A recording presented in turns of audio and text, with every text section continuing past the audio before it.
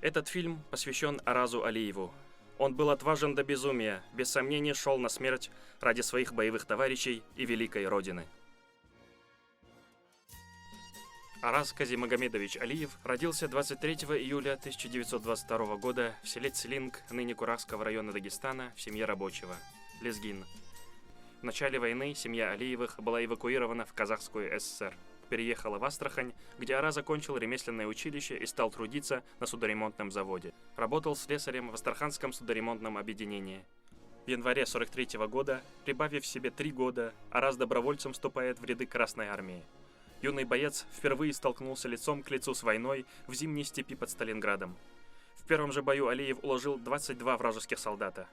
Как рассказывал потом сам Алиев, после того боя он настойчиво просился на передовую, чтобы рассчитаться с врагом за погибших в степи товарищей, за горе и слезы их матерей.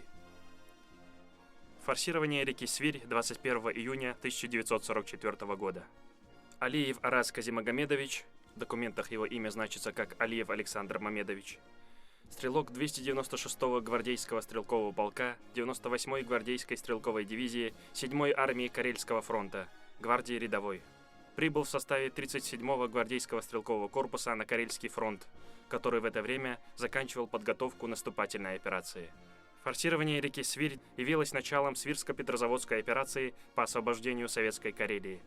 На правом северном берегу реки Свирь противник создал грандиозный оборонительный рубеж. На одном только узком пространстве укрепленной полосы к востоку от города Ладейное поле насчитывалось свыше 160 орудий.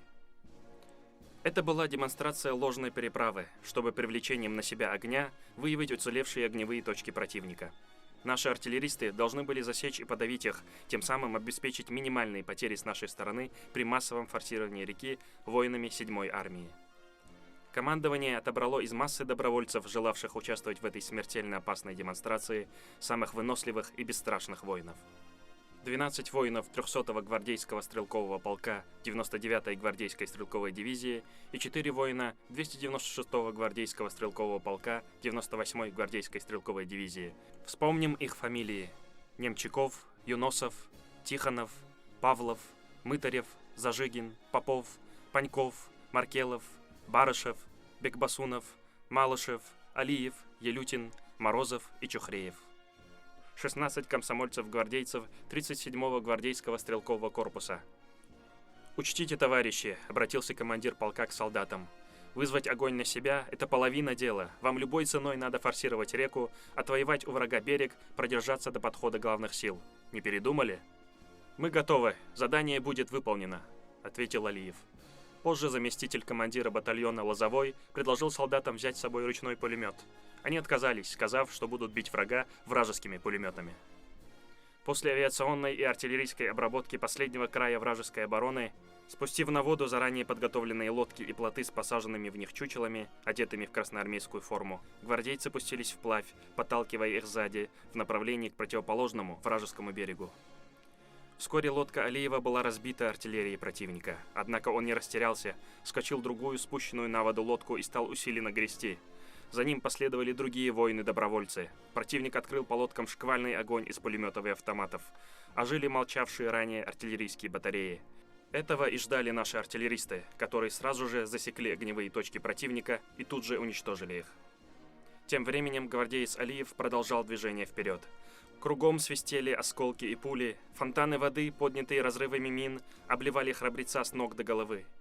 Лодка была пробита в нескольких местах и стала течь. Но отважный воин все сильнее нажимал на весла, бесстрашно двигаясь навстречу смертельному огню. Свирь кипела и бурлила от пуль и разрывов снарядов. В этом аду Араз Алиев одним из первых пересек реку и укрылся в 100 метрах от позиций противника, по которой вела огонь наша артиллерия.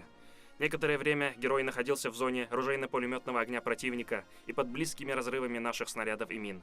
Алиев бесстрашно ворвался в траншею противника, уничтожил расчет с танкового пулемета и 5 фашистов, пытавшихся оказать сопротивление.